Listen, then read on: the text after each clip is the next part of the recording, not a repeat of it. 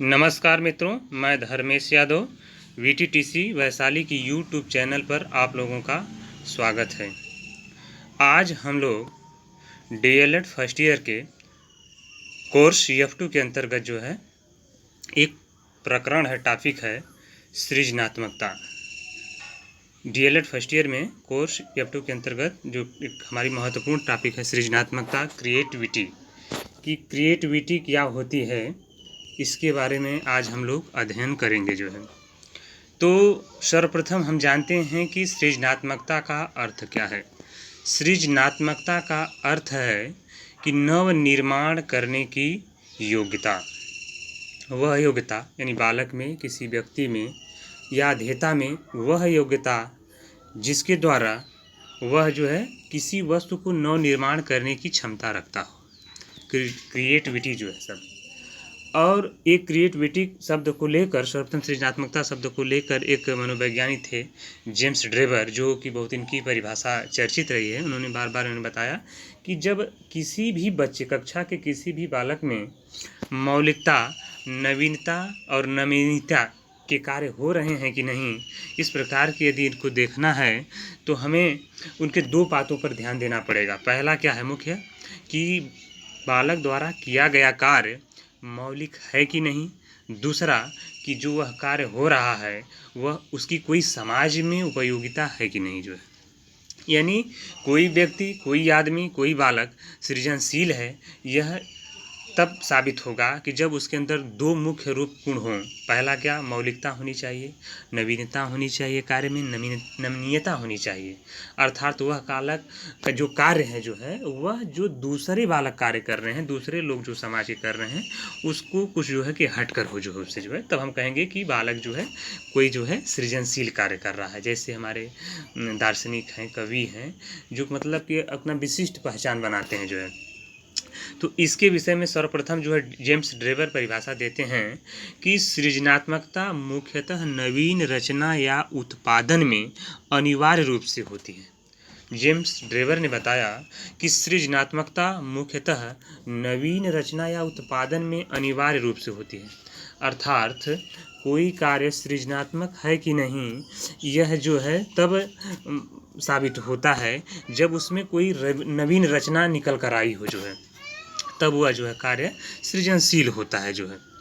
और इनके कहने का जो मतलब था परिभाषा में कि वह नवीन तब होगा कि जब वह मौलिक होगा, और जब मौलिक होगा तब उसमें नवीनता का गुण स्वतः आ जाएगा जो है। और दूसरी बात पर उन्होंने भी बताने की कोशिश की थी कि उसमें जो है उपयोगिता का तत्व होना चाहिए। एक मनोवैज्ञानिक हैं जिनका नाम है क्रो एंड क्रो।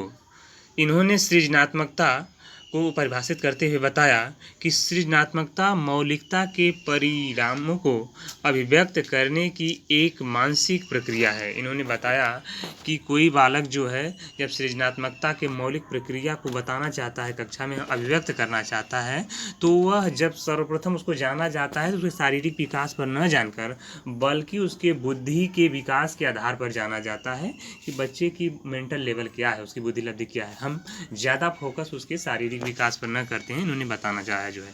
अर्थात सृजनात्मकता का अर्थ है नव निर्माण करने की योग्यता। जब कोई कार्य समाज सम्मत हो जाता है और वह नवीन रहता है। अर्थात मान लीजिए कि कोई मार्कर पेन अभी आया मार्केट में जो है, अभी उसमें अलग ढंग का पहचान है, तो उसका हम कोई बालक अलग ढंग से कलर, जैसे ब्लैक कलर का आया था, अब यदि पीला कलर का, इसका कोई मतलब नहीं।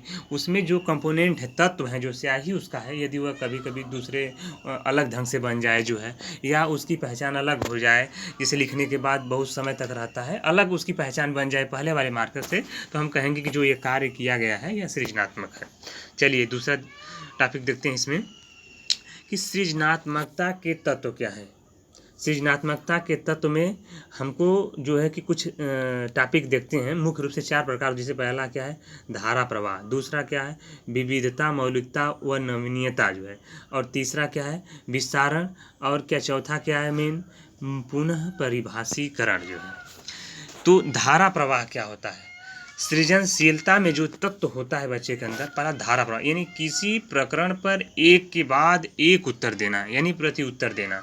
जब अध्यापक कक्षा में किसी बच्चे से कोई प्रश्न पूछा तो बिना रुके, बिना हिचकिचाहट के बालक जो है एक के बाद आसानी के साथ अपने मेंटल लेवल के आधार पर जो पढ़ा है, बच्चा सीखा है कक्षा में, उसके आधार पर वो उत्तर देता जाता है, फंसता नहीं है जो है कि नहीं मान लीजिए एक दो प्रश्न की गलती होती है तो इसको हम नहीं उसमें जोड़ेंगे जो है, लेकिन अधिकांश प्रश्नों का उत्तर वह आसानी से बिना रुके धारा प्रवाह के साथ दे सकते। पहला गुण होना चाहिए सृजनात्मकता का, सबसे इंपॉर्टेंट तत्व पहला क्या है कि वह धारा प्रवाह, फ्लुएंसी होनी चाहिए उसके जो है उत्तर में जो है।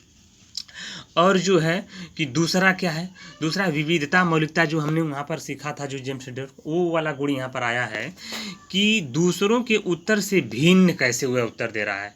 आपका दृष्टिकोण सामान्य लोगों से जितना भिन्न होगा उतना ही उत्तर जो है क्या होगा, जो है वह विविधता में, मौलिकता में आएगा जो है। जैसे कि बिहार के बारे में आप क्या जानते हैं, जैसे कोई बच्चा कुछ अलग बताता है, कोई बच्चा एक ही उत्तर पर अभिसारी के अंतर्गत उत्तर दे देता है, कोई बच्चा उसकी राजधानी के बारे में बताता है, उसके क्षेत्रफल के बारे में बताता है, उसके खान पान वेशभूषा के बारे में बताता है, तो आप अंदाजा लगा लेंगे कि हमने किसी बालक से एक ही प्रश्न पूछा लेकिन इस कक्षा के बालक अलग अलग प्रकार के अलग अलग उत्तर दे रहे हैं। तो कौन सा उत्तर जो है सटीक है, उसका विश्लेषण आप करेंगे जो है, तो आप देख लेंगे जो है कि बच्चे में विविधता और मौलिकता है कि नहीं। फिर हम देखते हैं कि विस्तारण। विस्तारण का मतलब होता है वर्णन करना, विस्तार करना, व्याख्या करने की क्षमता अर्थात व्यापकता, संश्लेषण व विश्लेषण।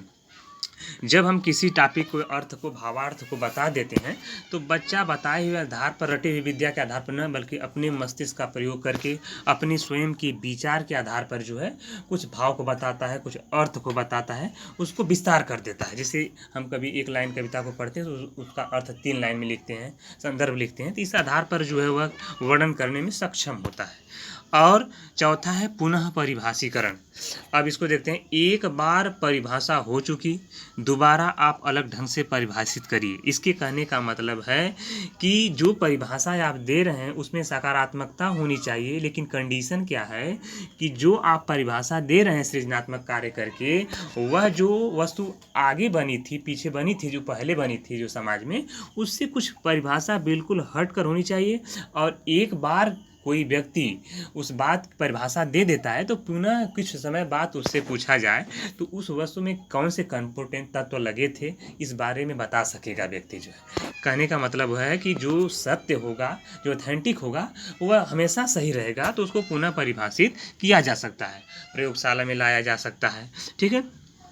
फिर इसके बाद हम देखते हैं इसके कुछ और हैं। संवेदनशीलता, बच्चों को संवेदनशील करके पढ़ाएं, बच्चों को संवेदनशील करके पढ़ाएं।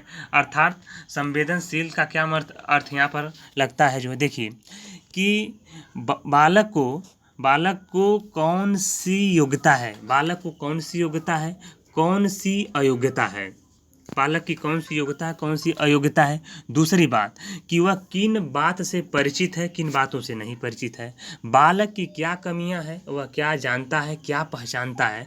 अर्थात कहने का अच्छा चाहे वह आशय, चाहे वह बालक हो चाहे टीचर हो, जब व्यक्ति अपने प्लस पॉइंट और माइनस पॉइंट, अपने व्यक्तित्व को पहचानने लगता है, उसकी समीक्षा करने लगता है, आलोचना करने लगता है, स्वयं की भी आलोचना कर देता है, तो इसका मतलब कि उस बालक में, उस व्यक्ति में सृजनशीलता का जो गुण है वह आ गया है जो है। संवेदनशीलता यह बताती है। फिर एक खलास जो है लचीलापन, किसी एक बात पर अड़ा नहीं रहता है बालक। कौन? सीखने वाला, जो सृजनशील व्यक्ति है, यदि उसको लगता है जैसे कि हमारे कुछ डाटा होते हैं जो हम कलेक्शन करते हैं समाज से, मान लीजिए कि 2005 का डाटा कुछ और है, 2010 का आंकड़ा कुछ और है, 2020 का आंकड़ा कुछ और आएगा, तो किसी किताब में छप गया तो वह उस बात को लेकर यह चिंता नहीं करेगा नहीं ये कैसे लिख गया जो, बल्कि यह कहता है कि हो सकता है कि जब समय परिस्थितियाँ बीतती है जो है तो आंकड़ा परिवर्तित होता रहता है, ऐसा हो सकता है, इस बात की संभावना व्यक्त करता है। सृजनशील बालक जो है वह अड़ता नहीं है किसी बात को लेकर। तो यह इस प्रकार का इसमें था जो है अब चलिए आगे हम देखते हैं कि सृजनशीलता की प्रकृति क्या होती है या कारक क्या होता है। तो हम एक एक पॉइंट करके देखते हैं जो है। देखिए कि पहला पॉइंट है कि सृजनशीलता अर्जित व जन्मजात होती है, अर्थात यह जो है इसको अर्जित भी किया जा सकता है और माता पिता द्वारा अनुवंश अथवा गुणसूत्र को पीढ़ी दर पीढ़ी भी आ सकता है। जैसे किसी के पिता जो है इंजीनियर हो, डॉक्टर हो, उसका गुण थोड़ा सा गया हो, चाहे कवि हो, साहित्यकार हो, उस प्रकार के लक्षण देखने को गुणसूत्र द्वारा मिल सकते हैं। या ये नहीं आए हैं तो वह समाज द्वारा देख कर लर्न कर सकता है, सीख सकता है। और बुद्धि का समान स्तर होना आवश्यक है, दूसरा है। और न कि प्रतिभाशाली और यहाँ पर बहुत इंपॉर्टेंट बात है, ध्यान देने की बात है कि सृजनशील होने के लिए, जैसे सृजनशीलता का आशय है क्रिएटिविटी, निर्माण नया हो रहा है, कुछ वैज्ञानिकता की बात कही, तो इसका आशय यह नहीं है कि प्रतिभाशाली हो बच्चा, उच्च बुद्धि, एक कोई बात जरूरी नहीं। सबसे फैक्ट यह प्रश्न पूछता है कि सृजनशील बालक की प्रकृति किस स्तर की होती है, तो मनोविज्ञान में उत्तर आता है कि समान स्तर का होना चाहिए, उससे ऊपर होना चाहिए जो है, ठीक है, न नीचे हो न ऊपर हो सकता है, लेकिन नीचे की तो बात ही नहीं है, समान स्तर से नीचे नहीं हो सकता, लेकिन सामान्य स्तर तक होना चाहिए। अब यह निर्भर करता है जितना ज़्यादा बुद्धि होगी उतना ज़्यादा सृजनशीलता होगी जो है। फिर आगे देखें बुद्धि। सृजनशीलता और बुद्धि में धनात्मक सहसंबंध होता है, अर्थात बुद्धि का वेग या उसकी IQ लेवल जितना जिस बालक के पास ज़्यादा होगा उसकी व्यक्ति के पास सृजनशीलता उतना ही अधिक होगी। और इसी के समकक्ष देखते हैं शैक्षिक उपलब्धि। हम देख रहे हैं इस घेरे में जो है, देख पा रहे हैं कि जो धनात्मक ऊपर लिखा है, फिर नीचे काले घेरे में लिखा है नकारात्मक और सहसंबंध। देखिएगा कि शैक्षिक उपलब्धि और सृजनात्मकता में जो है सर्वदा जो है धनात्मक तो होता ही सहसंबंध, लेकिन कभी कभी नकारात्मक संबंध देखने को मिल जाता है। जैसे एक उदाहरण द्वारा हम समझने की कोशिश करेंगे कि कोई बालक कक्षा में पढ़ रहा है, वह फेल हो जाता है, तो हम इस आधार पर उसको यह नहीं कह सकते हैं कि वह सृजनशील नहीं है। अर्थात क्लास में फेल होना, कम अंक प्राप्त करना, इस बात का द्योतक नहीं है कि बालक सृजनशील नहीं है। अर्थात कह सकते हैं कि शैक्षिक उपलब्धि और सृजनात्मकता में कभी कभी नकारात्मक संबंध देखने को मिलता है। ये बच्चे अपसारी चिंतन करते हैं, न कि अभिसारी चिंतन करते हैं। 2 पॉइंट है, अपसारी चिंतन करते हैं, अभिसारी चिंतन नहीं करते हैं। जैसे कि यदि हम पूछते हैं, अपसारी क्वेश्चन का मतलब प्रश्न का उदाहरण है कि बिहार के बारे में आप क्या जानते हैं, इस प्रकार के यदि प्रश्नों का उत्तर बालक जो है कि धारा प्रवाह के साथ देता है तो वह क्या करता है, सृजनशील है, अपसारी है। जैसे हम प्रश्न पूछते पटना की राजधानी क्या है, तो वह एक उत्तर देगा कि बिहार की राजधानी कहाँ, तो बताकर हट जाएगा कि पटना। सॉरी, यहाँ गलती हो गई है जो है, यहाँ हमें बिहार लिखना चाहिए था जो है, ठीक है। तो वह बालक कैसा करता है, अपसारी चिंतन करता है, अभिसारी चिंतन नहीं करता है। और एक पॉइंट देखते हैं कि सृजनात्मकता पर लिंग भेद का प्रभाव नहीं पड़ता है। अर्थात एक बात हम कई प्रश्न में पूछ लेता है कि क्या सृजनात्मकता पर लिंग भेद का प्रभाव स्त्री पुरुष का पड़ता है, बॉयज गर्ल्स का पड़ता है, नहीं पड़ता है। क्योंकि जो है सृजनात्मकता यह नहीं देखती है कि कौन लड़का है कौन लड़की है, बल्कि यह होता है कि किस परिवेश में पढ़ा लिखा है, कैसी उसकी शिक्षा दी जा रही है जो है, इस बात पर निर्भर करती है।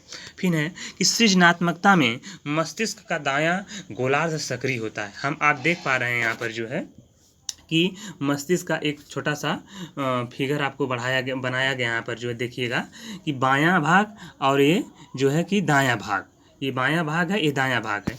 तो आप देखिएगा कि जो सृजनशील बालकों का मस्तिष्क होता है वह दायां भाग सक्रिय होता है, थोड़ा सा बड़ा होता है। हम कहना चाहते हैं कि जो सृजनशील बच्चे होते हैं, जो लेखक होते हैं, कवि होते हैं, सृजनात्मक होते हैं या क्रिएटिविटी किसी वस्तु में होते हैं, जैसे कि वो उसका जो मस्तिष्क होता है दायां भाग बड़ा होता है। जैसे जो कल्पना ज़्यादा करता है, जो तर्क ज़्यादा करता है, चिंतन मनन करता है, गणितीय संबंधी जो संक्रियाएँ होती हैं मस्तिष्क में, वो बाएँ भाग में होती हैं। सृजनशील बच्चों जो होते हैं जो है, इनकी जो प्रोसेस होता है सोचने का जो है वह दाएँ भाग में होता है। एक तरह से देखेंगे कारक में कौन कौन प्रभावित कर सकते हैं। देखिए, सबसे पहले बुद्धि प्रभावित करेगी, मानसिक स्तर के अंतर्गत बुद्धि भी प्रभावित करेगी, वातावरण भी करेगा जो है, उसके चिंतन करने का जो तरीका है ये भी प्रभावित करेगा, लिंग भेद प्रभावित नहीं करेगा, और मस्तिष्क की संरचना भी प्रभावित करेगी, और बच्चे का परिवेश भी प्रभावित करेगा। इस प्रकार हम जो है आज सृजनात्मकता के बारे में जो है अध्ययन किए हैं जो है, और यहीं पर हम अपनी टॉपिक को जो है समाप्त करते हैं जो है। नमस्कार।